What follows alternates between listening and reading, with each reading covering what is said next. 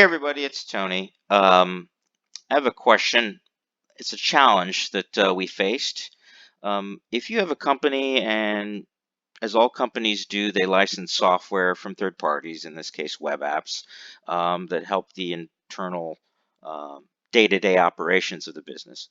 What to do when that doesn't perfectly align with your business's interests? So let's say in this case with Gusto, which is a you know perfectly good payroll software and web app, what would you do if you have special rules as it applies to pay time off that perhaps the tool itself doesn't offer? For example, Gusto on its own has a great facility for employees to go ahead, log in to look at their pay stubs and also request time off and have that um, request enter the admin's dashboard, and the admin from there can kind of go through and view the request and approve it.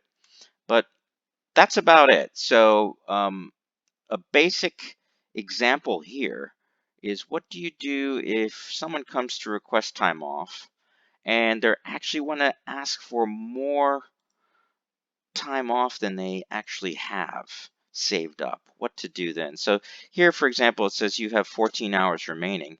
But I can kind of go in here and say, well, regardless of that, I'd like you to pay me um, 12 and 12. It gives me a nice warning message that's tabulated how many I really shouldn't be around to play with anymore. But I can still go ahead and send that request off and have admin spend time working on it.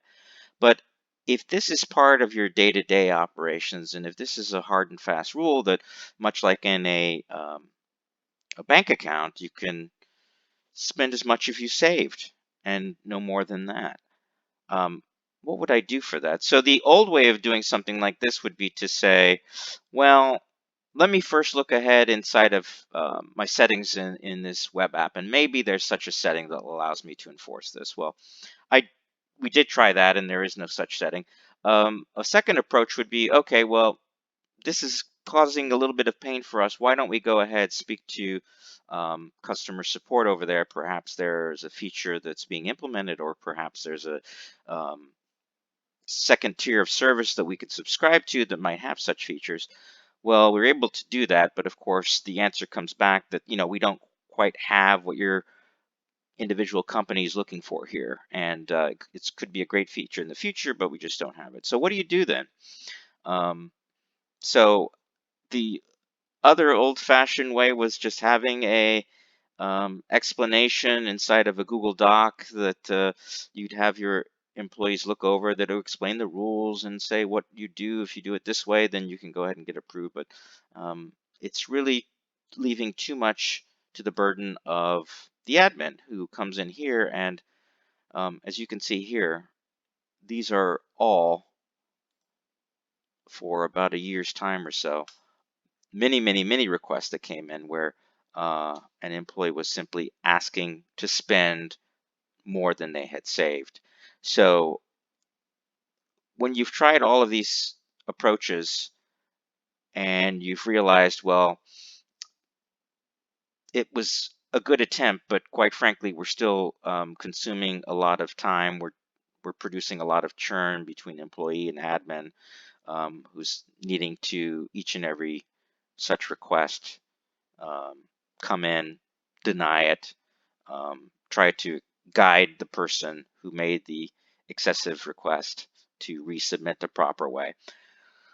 So what if we were able to add in our own customized form validation here?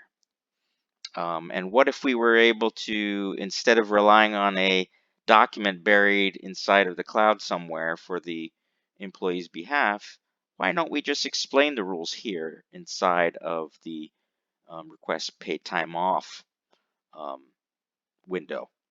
That would be nice. There is a way to do this, and that is exactly what we did, which is to create what's called a user script. A user script is written in JavaScript, and it is able to play with um, URLs of your choice and kind of start to weave in these rules start to weave in changes, perhaps to presentation or changes to behavior. Um, so that's what we really wanted to do. Let's give the employees for this company a nice explanation here. And what would we want to happen after that? They've already kind of aware of how many hours are remaining. The ideal would be to no longer have the admin need to field these requests that exceed um, the amount saved, which is a break with the rules.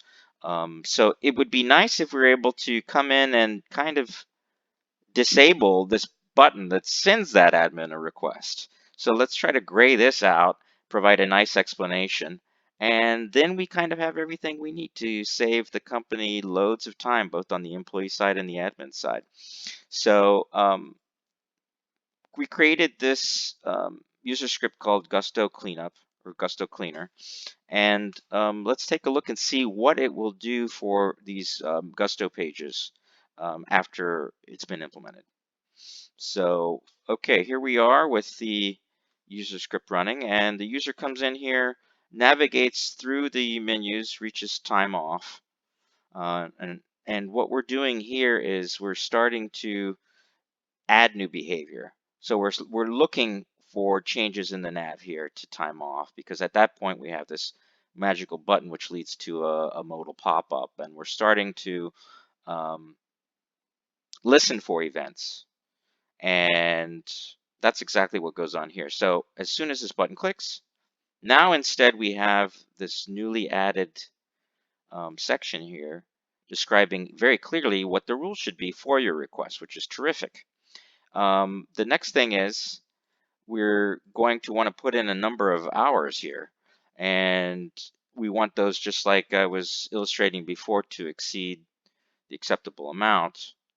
And so we're listening here for events too. We're listening to clicks, we're listening to key presses, and when we kind of pick way too many hours, um, we have this message here that is in red, which shows us that we're way over our budget. And what happens next? The send request button is now kind of grayed out, right? So even if I press it, I'm not able to submit it.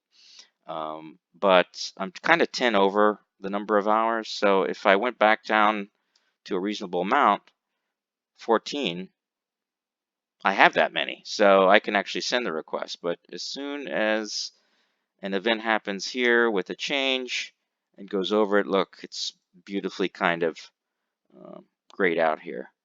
So as you can see, this is a way of weaving into an existing web app your own personal business logic, and letting leveraging that and saving your company time and money.